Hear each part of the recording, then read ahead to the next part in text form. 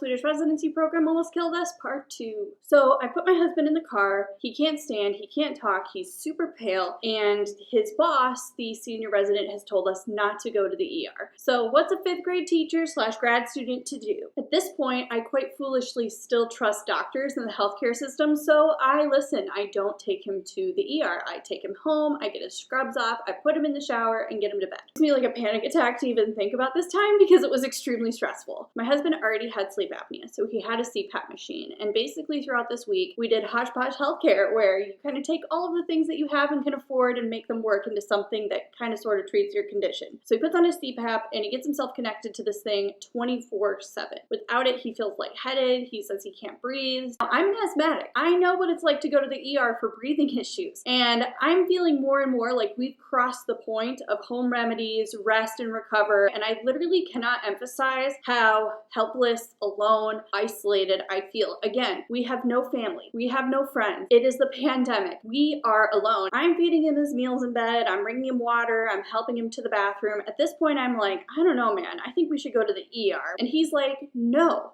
My senior resident told me not to. We can't afford to go to the hospital. In the meantime, let's remember I'm still a doctoral student. I'm studying my guts out. I go to lectures all day on Saturday, February 13th. I bring in his lunch at the break and I'm thinking about dinner when I go to check on him again. I walk in and he is out of it. I'm calling his name and he's like, huh? I'm asking him to sit up so I can give him another breathing treatment and he's unable to sit up on his own. I am like, mi amor, we need to go to the hospital. You are going to die. So he's like barely coherent at this point and agrees to go to the hospital. And this is the effed up part, America. We don't call an ambulance, even though there is unprecedented snow in Seattle. And we live in First Hill, which is a hill. So I'm looking out my window and I'm seeing cars slide like a ping pong ball down the hill. There have already been 2 car accidents on my street. But I look at Abraham and I say, amor, I know this sucks, but we have to walk to the car. I'm gonna drive you to the hospital, but we cannot afford an ambulance. Abraham says to me, not First Hill. Do not take me to Swedish First Hill. I do not want to be treated by my coworkers and attendings. And I'm like, totally understand, smart. They've been total dicks about this whole situation, but here's the deal. It's snowing like no one's business, and I think that maybe sort of I can barely get us to Swedish First Hill ER. I don't know what other hospitals are in our insurance network. I don't know how far they are. I don't know how much longer we can wait to have me look all of this up, so I'm going to take you to First Hill. And again, he's barely coherent, so I take him to First Hill. I somehow get my husband into the car, and I'm driving, clenching the wheel as we slide our way to the emergency room. I say every Hail Mary that I can. The whole time we're in the car, he's obviously not connected to his CPAP machine, so he's like laboriously breathing next to me. I'm trying to get us there as fast as possible, but at the same time not die in a car accident in the snow. So we arrive in the ER, and his breathing, like I said, was super labored, so he collapses in a chair. I go up to the front desk person and I explain what's going on. So we get him into a room and we get him attached to a breathing machine, and I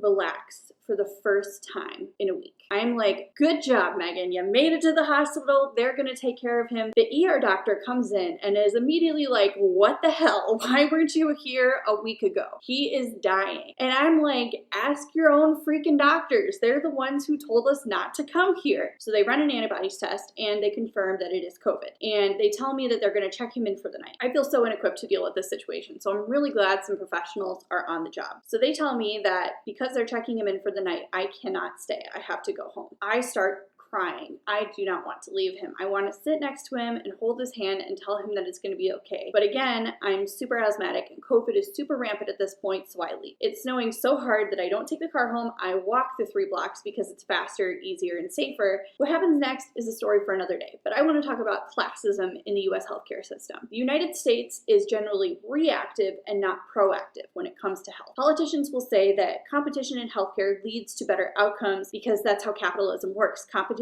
leads to better product. But what this forgets is that this is health, this is people's lives. And the goal of for-profitization is to make as much money as possible. And this whole idea that competition leads to better outcomes in healthcare is a little ridiculous. We didn't have any choice. We had to go to that hospital. The reality is that proactive, preventative primary care is not as profitable as reactive emergency care. And because there's so many uninsured Americans, many of them wait until an absolute emergency to go to the hospital, and they don't don't start with preventative care. Companies are not here for well-being. They see us as numbers on a spreadsheet that can earn them or cost them more money. Let's compare this with where I currently live. In Costa Rica, we have a single-payer healthcare system. The goal is to save money so that the government and taxpayers save money. During the pandemic, in my small rural town, literally surrounded by dirt roads, workers went door to door explaining the benefits of the vaccine and answering people's questions. This preventative care came to the patients and met them culturally where they were at. As a result, Costa Rica had a really high vaccination rate. My in-laws got vaccinated before I did. My father-in-law is definitely not wealthy. He has a terminal rare disease and lives off of a retired preacher's salary. He has been to the hospital 3 times since I moved to Costa Rica, and not once have we debated the cost of going to the hospital,